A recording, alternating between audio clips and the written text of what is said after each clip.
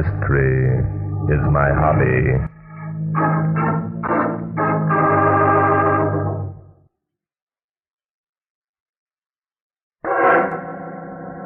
Today's story took place a few weeks ago. Inspector Danton and I had attended a radio show called Cinderella For A Day. We were guests of Tony Bradford, the sponsor's son, and were enjoying ourselves thoroughly. And now, ladies and gentlemen, Mr. Felix Emery, our master of ceremonies, will collect the ballots from our judges and announce the winner in today's Cinderella For A Day contest. Hey, this is quite a deal, isn't it, Bart? It certainly is, Inspector. One of the most popular radio shows on the air. Must be some kind of a gag to it, giving away all that stuff. I assure you, there isn't, Inspector. How do you know? Because Sam Bradford, who sponsors this show, is a good friend of mine, and Sam doesn't operate his business on gags. Oh. Say, it was Bradford's son, Tony, who invited us here, wasn't it? Yes, that dark-haired chap sitting up in front of the magic curtain is Tony. Sitting in front of the what? The magic curtain, Inspector. Oh. In a moment, the winner of today's contest will drink from the magic cup, and the magic curtain will open, revealing today's gift. Oh, I get it. Quite a gimme. Huh? All right, ladies and gentlemen, the ballots are in, and the new Cinderella for the day is Miss Nellie Easton.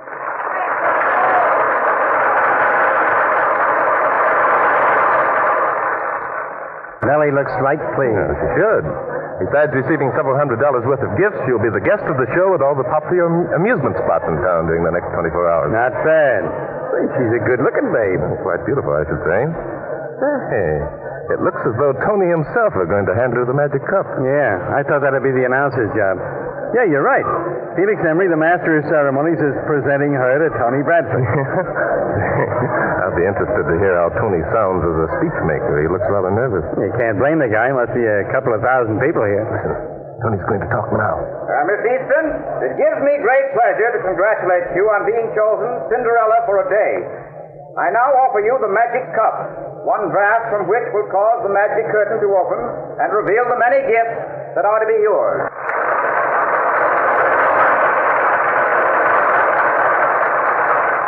Oh, that wasn't bad for an amateur. Sounded kind of stilted to me. Oh, come now. Hey, what's the matter with that red-headed babe? Oh, she's one of the contestants. She seems to be disturbed because she didn't win. Who's that talking to her? That's Nick Lewis, the announcer. He must have said the right thing. She's quieted down. Look, Miss Easton is drinking from the cup now. Yeah. What's in it, anyway? Well, nothing very exciting, Inspector. Colored water I met. Say. What's the matter? Miss Easton seems to be ill. Yeah, look, she's collapsing.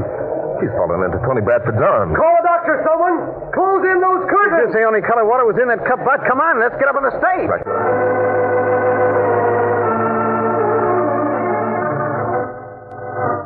This door must lead to the stage, Inspector. Yeah. All right, everybody, stay right where you are. Tony, what happened? Hello, Bart. I'm glad you're here. I can't imagine what caused Miss Easton to collapse. Obviously, heart trouble. Heart trouble, my foot. Look at her. She's dead. Furthermore, she's been poisoned. What? Poisoned? Well, you can't be serious. How could she? From that magic cup of yours. Hey, what happened to the cup? Where is it? Here it is. I took it from Miss Easton when it looked as though she were going to fall. Well, that's just dandy. Anybody else handled it? Well, I'm afraid we all did at one time or another. If it's fingerprints... Yeah, that's it, son. It was fingerprints I was thinking of.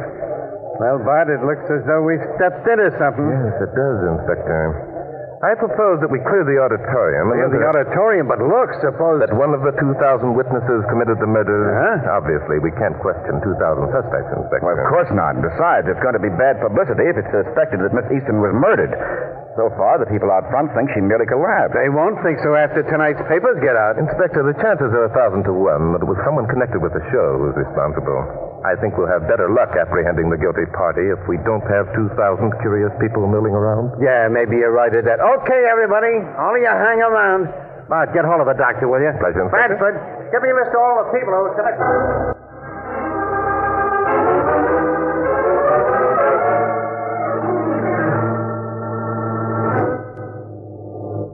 I tell you, Bart, we can't keep those people locked up in those dressing rooms much longer. No, why not, Inspector?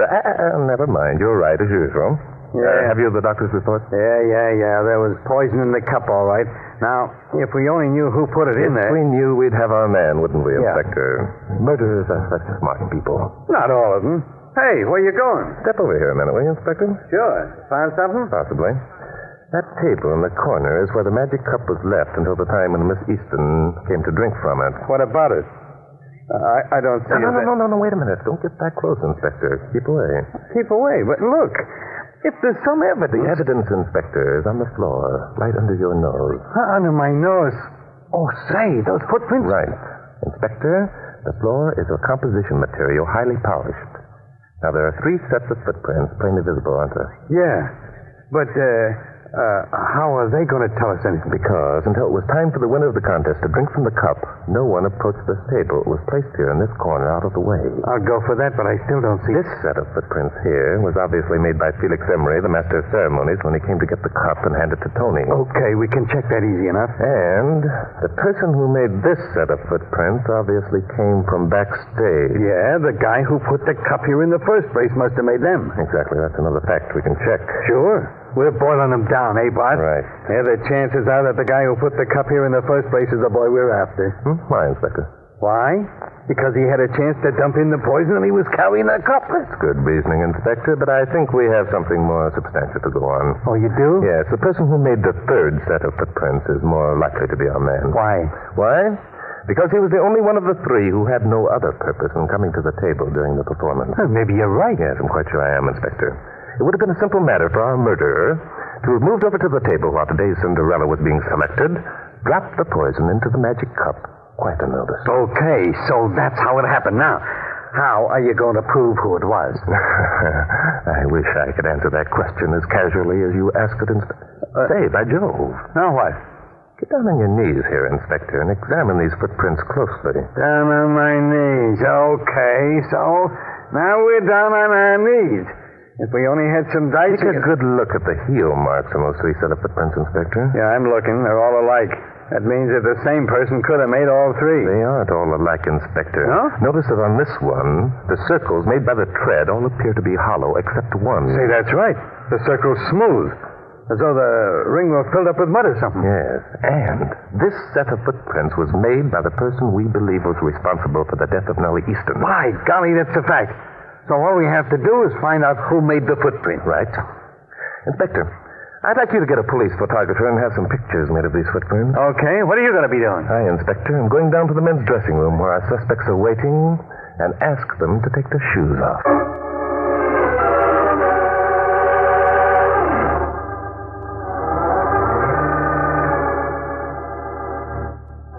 Oh, for gosh sakes, Tony, stop pacing back and forth. You're giving me the willies. Say that again, Nick. Sit down, will you, Tony? Okay. I suppose my pacing is the only thing that makes you guys nervous. What do you mean by that crack? Oh, nothing. I was just thinking about last night, that's all. What's last night got to do with it? You ought to know, chum. You and your big talk. Listen, are you saying that I had anything to do with poisoning Miss Cinderella? Sure I am.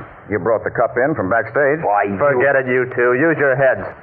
Why would any of us want to poison the babe? None of us ever saw her before today, did we?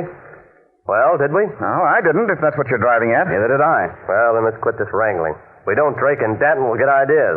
Bart's going to find out about last night anyhow. Don't think he isn't.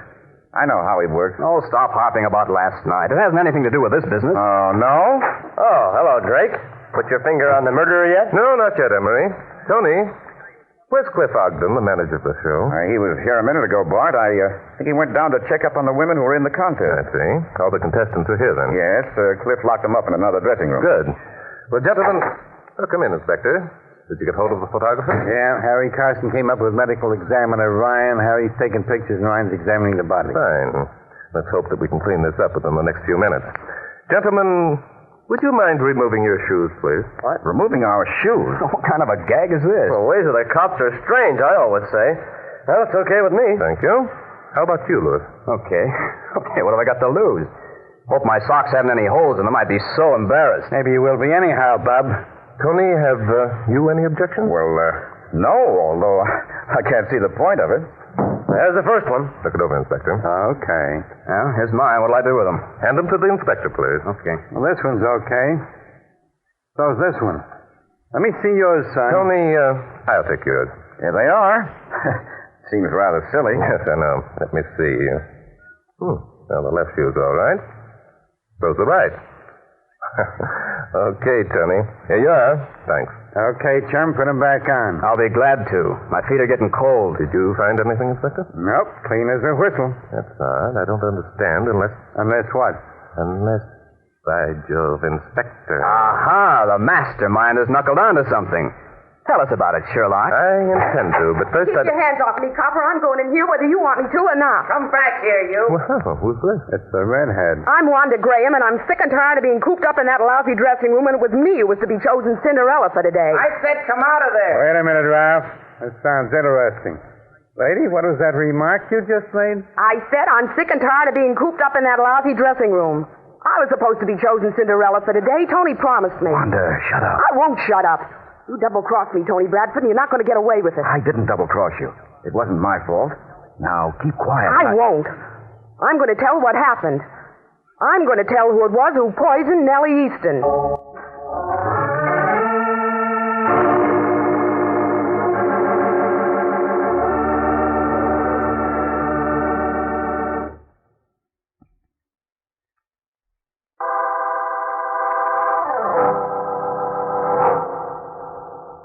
Wanda, if you open your head about last night, I'll... You won't do anything, Junior. Now, sit down and cool off. Miss Graham, you were going to tell us who murdered Nellie Easton. Sure. It was Nick. It couldn't have been anyone else. Oh, why couldn't it? Because of what he said last night, that's why. Pardon me for interrupting, but will somebody please tell me what happened last night? It must have been exciting. That's a good suggestion, Inspector. Well, Miss Graham? Sure, I'll tell you. Nick and I had been going around together. He kept promising he'd fix it so I'd get on the show and be chosen Cinderella. Only he never did. Well, then I met Tony, and he gave me a big rush. So I figured that maybe he could fix it easier. Last night he had a date. Hello, Tony, darling. You waiting long? Hi, Wanda. Thought you'd never get here. Come on. I've got a table reserved near the dance floor. Okay, waiter. Yes, sir, Mr. Bradford. This way, please. Oh, I love to go places with you, Tony. You're so important. Anybody can be important if they have the money to pay for it. Here we are. Boy, what wonderful music. Shall we dance? No, not yet. Say, Tony, did you... It's all set, darling. Tomorrow I'm going to be on the show myself. Sort of a special occasion. The sponsor's son, you know. And are you sure that I'll be chosen? Don't worry about it. It's all set. Oh, Tony, that's wonderful. Oh, Nick will be furious when he finds out about it. Nick's furious about it right now, baby. Nick, where did you... You hadn't been so busy making moon eyes at Babyface here, you'd have noticed that I was sitting at the next table. Listen, mister, I don't like being called babyface. That's just too bad, sonny boy. What are you going to do about it? I'm going to have you fired off the show, for one thing. Not for 13 weeks you aren't, chum.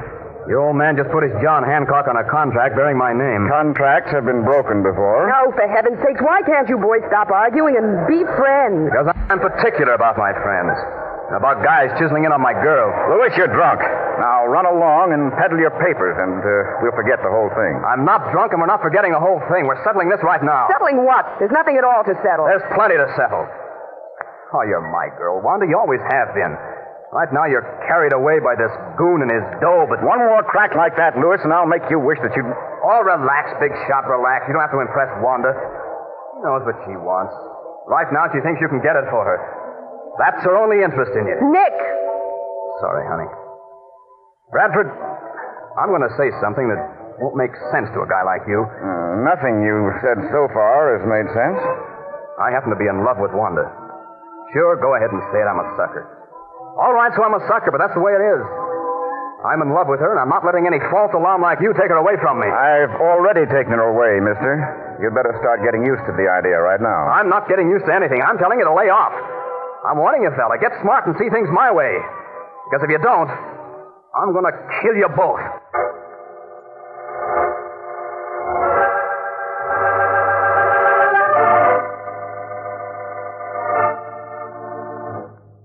So that's all that happened last night, was it, lady? All that happened.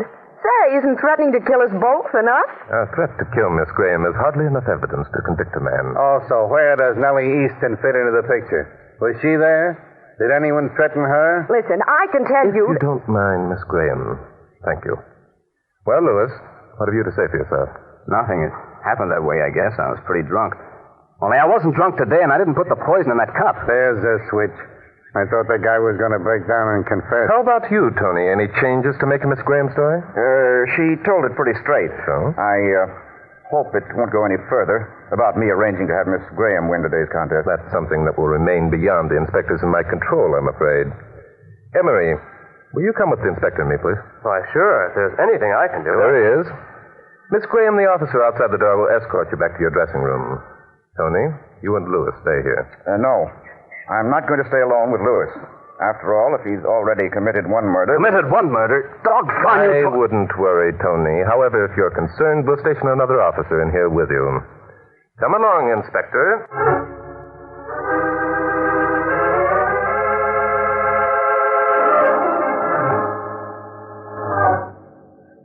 All right, Emery. How much did Tony offer you to switch the ballots? Switch the ballots? I don't know what you're talking about. You know exactly what I'm talking about. Did he threaten to have you fired off the show, or did he offer you money? He didn't offer me anything. Now, look, Drake. I don't have to answer your questions, and I'm not going to... You're quite right, Emery. You don't have to answer my questions. It's entirely up to you. However, if you spent a few days in jail... Jail? Naturally, you don't think for a second we're going to let you off scot-free and arrest the others, do you? But I didn't have anything to do with this. Listen, if I'm arrested, it'll ruin me. Perhaps you're right.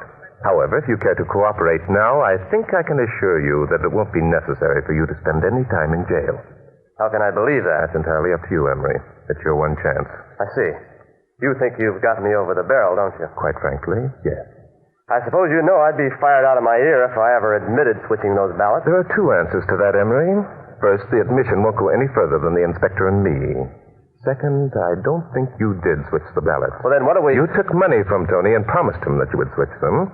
Then at the last moment, you either got cold feet or found there wasn't an opportunity. Isn't that true? If it were true, what difference does it make? So long as the ballots weren't switched... It makes all the difference in the world, Emery. Now listen. Tony admits that he promised Miss Graham that he could arrange it so she would win the contest. That guy. We were all getting sick of the way he was throwing his weight around just because he was a sponsor's son. Yes, I know. Never mind that. It just stands to reason that the only way Tony could make his arrangements was through you.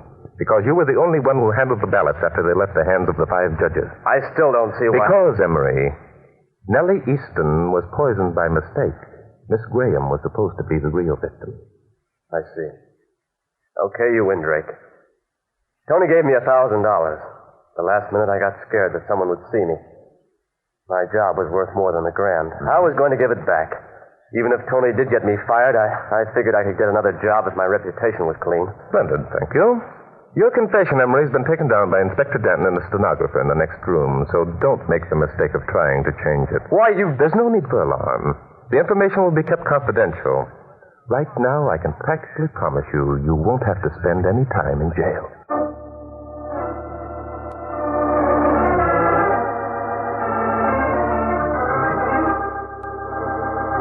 Sure, that was smart, all right, Bart, getting the confession out of Emery.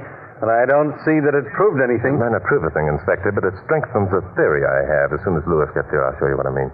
You're going to accuse him of something, too? Yes, I'm afraid I am, Inspector. You see, I already know who made those footprints. You already know, but doggone it, none of the shoes we looked at corresponded to the pictures we took. That's quite true, Inspector. However... You want to see me? Yes, we did, Lewis. Close the door, please, and come in. There isn't anything more I can tell you. You think you're going to make me confess to putting the poison that I Well, the last thought in our mind, Lewis, is to try to get you to confess to murdering Nellie Easton, and it'd be foolish of us to even think you would. Well? However, there's one thing I want you to confess to. You saw Wanda Graham again last night after leaving the nightclub, didn't you? That's none of your business. Frankly, Lewis, I'm only guessing. I don't know that you saw Wanda. I haven't a shred of proof. However, if you want to tell us what happened, it might save you a lot of embarrassment. Why? Look, Drake, I've already told you that I didn't put the poison in that cup. Yeah, we remember that. The trouble is, Bob, we don't believe it. I don't care whether you believe it or not. I didn't do it. You can't prove that I did. That's very true. On the other hand, Lewis, you can't prove that you didn't. So that makes us even. Now, do you want to talk, or do I get out my shiny new handcuffs and try them on your wrists for size? Look, I don't get this. What difference does it make whether or not I saw Wanda after she left the silver slipper? It makes a difference, Lewis, of charging you with the murder of Nellie Easton or not charging you with it. Before you say anything, let me tell you what I think happened. And that way, all you have to do is answer yes or no. Okay, go ahead. You hung around the silver slipper until Tony and Wanda left. You followed them to her apartment. You waited until Tony drove off, and then you went up and pleaded with Wanda to forget Tony and marry you. Go on. That's all, Lewis. I'm not interested in what Miss Graham's answer was. All I want to know is what I said true? Yeah. Yeah, that's it, Drake. Thank you. Wanda will probably tell you herself when you ask her the little. We're not going to ask her, Lewis. We don't have to. Thank you. Inspector. Yeah? Ask Ralph to bring Tony in here. We'll have a little private talk with him. And then I think we can definitely accuse the guilty party of murdering Nellie Easton.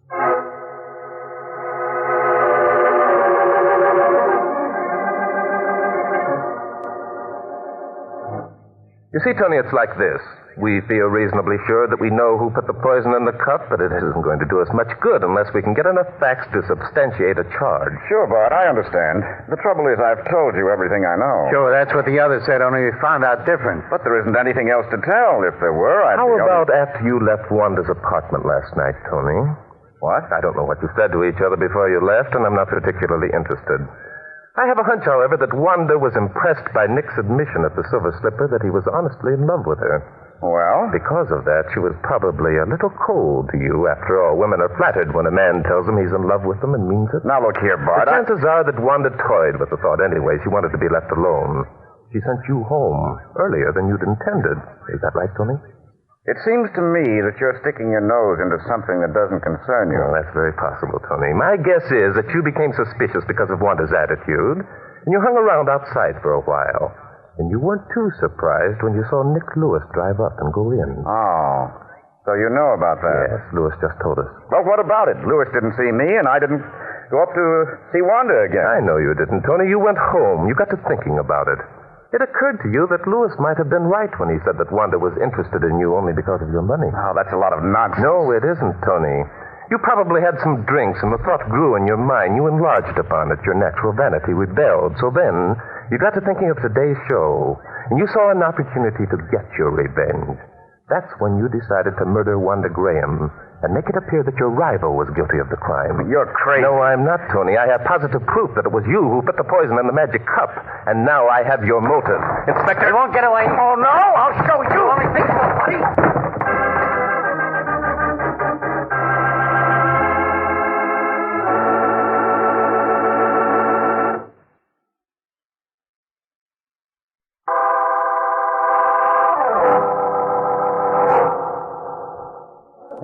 You know, Bart, there's a funny thing. A funny thing? What's that, Inspector?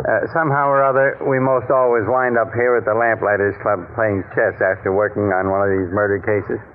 Why? Well, it's relaxing, Inspector. Figuring out a murder is strenuous business, you know. It doesn't bother me any. It doesn't, Inspector. No. So, that's the only reason you always suggest a game of chess, eh? Well, it does give you an opportunity to ask me how I knew that the guilty party was guilty. Yeah. I thought you might have that in mind. Well, this time I'm not going to ask you. You aren't?